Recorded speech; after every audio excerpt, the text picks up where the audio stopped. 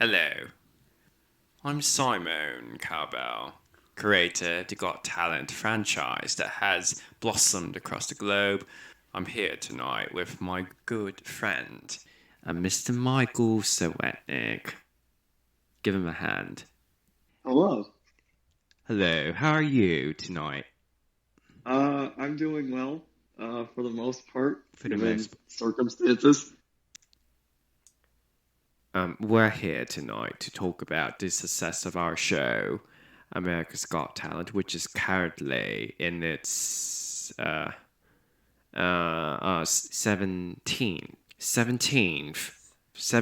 right? Mrs. Serwetnyk, are we in the 17th season?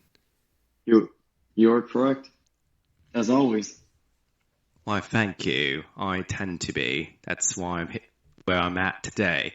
So, anyway, I'm happy to say he is probably my number one fan. He's been watching all the episodes so far this season, and Mr. Serwetnyk here has been sharing with me his opinions on a lot of the acts that have gone through on the show this year, and we'll be focusing especially on the Golden Buzzer acts this season so far, as we've passed through so many acts, and it's not quite Judgment Week, so I can't really remember all of them on the fly.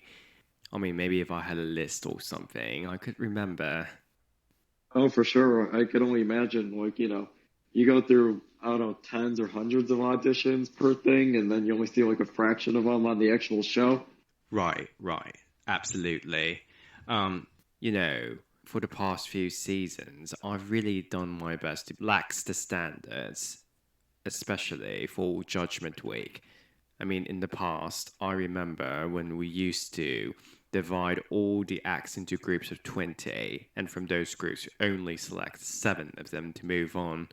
And now that I've laxed the standards, hopefully, we won't wrongfully send home too many acts that might have deserved a shot in a place in our semi-finals. So I think I've been quite generous with that. I don't know about that. Well, all right. I suppose you're probably right. I might be confused with the earlier season, but I mean, give me a break. I am 60 this year. My memory is not going to be as good as it used to be. So, anyway, let's get on with our discussion tonight. I know a lot of you are disappointed at me because I gave a golden buzzer, my golden buzzer, to a singer. After trying to promise myself this year that I would refrain from using my golden buzzer on a singer for the sake of diversity. I want my show to be more diversified because it's a talent show. I mean, it's been more diversified this season, hasn't it? Sure. I mean, don't you agree that it's been far more diversified this year than it has been in the past? I think so. So you think so? Yeah. So, I mean, I don't know. I'm just kind of like, I don't know. I kind of feel like because of my personal biases, I just kind of like feel more biased against the singer, so I'm kind of more likely to remember and kind of like shit on it whenever singers go through than other acts. no, I get you. I mean, so many people write to me saying that, the singers should probably all head over to American Idol. Go back to America. Well, I mean, that's the other show that I own and I produce. It's mine. I refuse to mention the other shows because they're not mine. This is a business after all, where they invest millions and millions of dollars into it. Yeah, exactly. So, what did you think about my golden buzzer, Sarah James? She's very good. She is very good. That's why I picked her. You know, like I told you, so many people have told me not to pass through so many singers this year and to try not to use. Like I was really committed to that promise that I would not use my golden buzzer. But I can't help it that singing just so happens to be the most recognizable form of talent to most people that most people can relate to. So it's what the public wants, so to say. I mean, it's like, what do you want from me? It's not like we haven't tried. I mean, year after year, we have all these super talented people that come onto our show, but the problem is they can't connect with people because they're so out there with whatever their talent is that they're performing. So, like I said, this is all public demand. Don't blame it on me. And also, there was just such a star quality about her that I just couldn't pass her up. So, I gave her the golden buzzer. So, if you care to know, Sarah James is actually quite established in Europe.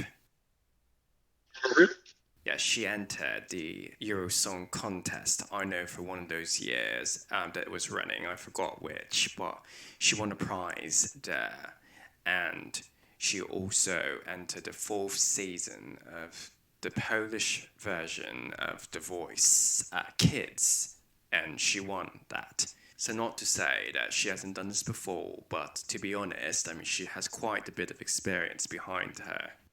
Yeah, but she's only 13. Like, I know. That's incredible. So, she, like I told you, she has. I should point this out. She's also 14. She recently turned 14. Hey, even then, still a lifetime's worth of talent, I see. Right. So, her chances of winning this whole tournament. There's a decent shot. There is a decent shot. I will certainly, I will grant that. Would you be voting for her? Or, predisposed to voting for her once the live shows come into play? Because as you know, because I pressed my golden buzzer, she's automatically in the live shows. Yes, that is right. I mean, for me, it depends on who else makes it. I'm with you, right. I mean, to be honest, she has an advantage because she's a golden buzzer, simply. As you know, I created this tradition on YouTube where basically, if any act that gets a golden buzzer automatically comes out with a viral video, I mean, it's almost guaranteed at this point. That's just the power behind my show. They have a noticeable spike in the number of views compared to all the other acts in the competition. So therefore, more people would have seen them already, and more people would have gotten to know them on the internet. So that would no doubt help with the votes. Thank you, Simon. So, what about Heidi's golden buzzer? Lily Meola. What did you think about her? Yeah, she was also good, and I think I was telling you, off mic of listen, I'm not gonna, even with my biases, I was like, okay, her mom died, so I'm not gonna be mean about this one, and definitely her mom's looking down and being proud of her. Definitely. I'll say it this way. She would have been my golden buzzer if Heidi didn't beat me to it. I mean, if you notice in the comments section, a lot of people are saying that her story reminds or is reminiscent of Nightbird from last year. Oh, yeah. The question here is, because Lily came onto the competition and performed an original song, do you think, compared to Sara, my golden buzzer, do you believe that this gives Lily an advantage because she's performing original material? Maybe, but I mean, even like even if it's a cover, I mean, that you still got to like put your own spin on it. It's not, Right, you can't do it the same way. Like, right. there's still a bit of creativity and your own voice that goes into it. I mean, absolutely. I mean, otherwise, you could find the same thing at a karaoke bar. Yeah, right. Objectively speaking, singing an original piece is a lot harder than performing a cover because nobody knows or probably doesn't know of your original song until you actually debut it on the show. Yeah, exactly. I mean, traditionally speaking, it is a risk, but if it goes over well, I mean, it could be a huge payout and a huge reward. If you remember, we had an act named Brace Vanderwall, who was one of the youngest winners of America's Got Talent. And every time that she came out, she would do an original piece, which is the same direction, I believe, Lily would take. She has everything working for her. I mean, she has a gorgeous voice, she has the lyrical talent, a meaningful backstory. I mean, she has all the elements to perform original songs on our show. Yeah, and also just from the standpoint of like, um, just going off of like people like not only just a narrative, but like especially when you kind of have the arc bent towards justice in a way of like because if I recall correctly, in the case of Lily, she had a bunch of that like a record label contract and all She that. did. She had all that lined up, She and did. then like she lost it to take care of her mom, Right. which I wouldn't blame her. And then, if you look at it from a narrative standpoint, like, not now, you had to do this thing, you had to do this very important thing. But this is the time, It's about like, there's a time for this and there's a time for that and now's that time. Right. I should also point out she's a protege of a country singer named Willie Nelson, if you know who that is. So that's quite cool. Oh, you think so?